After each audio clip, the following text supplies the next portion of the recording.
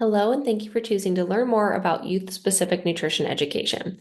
This presentation is presented by Complete Children's Health in collaboration with Always in Motion Nutrition.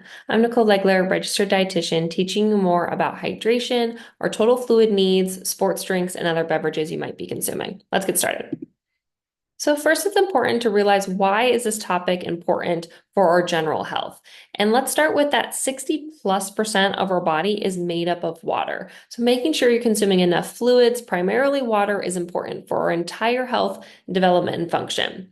Water is known to regulate our body temperature. So when our body gets hot, whether we're in the heat or exercising and doing activity, our body begins to release water through sweat onto our skin surface to cool the body down and regulate its temperature.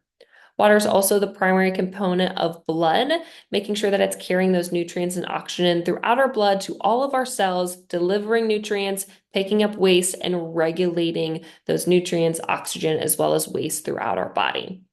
Water also plays a key role in helping with our digestive tract. It helps to break down the foods that we are eating with the absorption and digestion occurring, as well as does things like helps the gut to move foods along our digestive tract and build soft stools so that we can have a healthy bowel movement and system.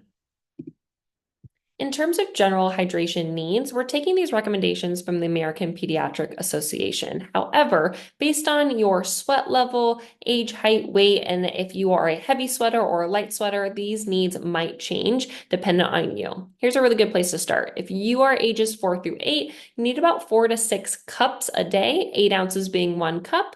And children between the ages of 9 and teenagers up to 18, you'll need about 7 to 10 cups per day. Again, dependent on if you are participating in anything that causes you to sweat. If you are outside in heat, you might need more than this based on your unique needs. In order to meet your hydration needs, there's a few key tips that we recommend to help you get enough water throughout the day. First is carrying a reusable water bottle if you're able to at school. So as long as you are cleared to do so, making sure you have a water bottle with you allows you to consume fluids all day long, taking small sips and water breaks between meals and snacks. If you're unable to or just forget to drink water throughout the day, making sure you spend a good amount of your meal and your snack time to consume water. Even if it's a larger volume because you've forgotten all morning to drink water and you get to lunchtime, having a few ounces, a few cups extra with your meals to make sure that you're staying up on your daily needs is absolutely okay to have. We do want you to be consuming water throughout the day, but if you're unable to or forget to, having a larger volume at once, a few cups at a time, is absolutely okay based on your needs. If the taste of plain water is something that you're not really into, you can jazz it up a little bit. We suggest doing that with fresh fruit or lemon or lime slices. You can also do a crystallized packet that is non-sugar, no artificial sweeteners. I love the True Lemon, Lime, and Strawberry brand because it's just crystallized. You can add it into your water without any additional sugars or alternative sweeteners for your water. So it's a pure way to enhance it without the mess of having to cut up and add fruit or veggies into your water. And then also making sure you're consuming high water content foods, things like cucumbers, lettuce, celery, watermelon, cantaloupe, berries, all of that has more water in the food itself, and that is actually going to support your general fluid needs for the day. In terms of electrolytes, this is a question that we get asked all the time of what sports drinks to have, when to have them. A good place to start is what I call the 4 H's of hydration. And this is if you are exercising or doing something outside in the heat for long periods of time, so high temperatures and high humidity causing you to sweat more. If you are exercising or doing activities at high intensity, heart rate is super high, you are doing high exertion. So this is something like conditioning, tryouts, all out games where you are putting forth all intensity that you have, heart rate is high for a long time. This is a great time to add electrolytes.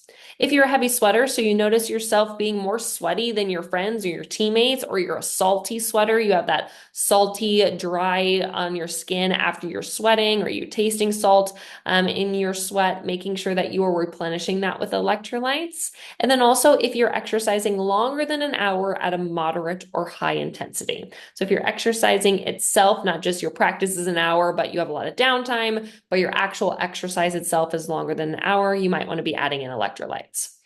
This is going to be very dependent person to person, but these are conditions that might be beneficial to add those in.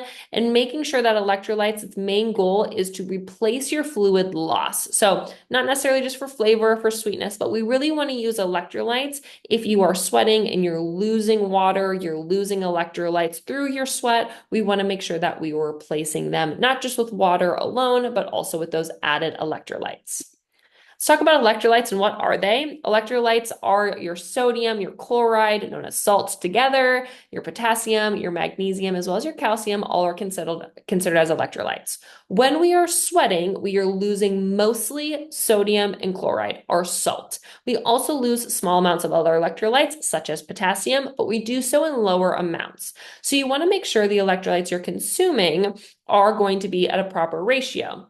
Something that has higher amount of sodium and some potassium, but not higher than sodium. We want to make sure electrolytes are giving us all of those replenishments, but in a proper ratio. So primarily looking here for sodium and chloride with some potassium and potentially some magnesium and calcium as well involved. In terms of what brands I would recommend to start with, a couple safe options is our Noon Sport, Gatorade. You can do Gatorade or Gatorade Lights, Gatorade Packets, Gator Lights, etc.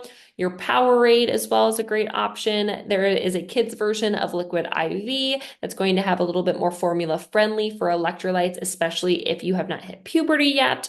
And then as well as things like Pedialyte popsicles, this is a great thing to add in the summertime. It's cold, it gives you some hydration as well as some electrolytes that you can add in. It's also a really good thing to have around if you ever get sick. It's a good thing that you're able to have that extra sodium, electrolytes, and some hydration in a popsicle version.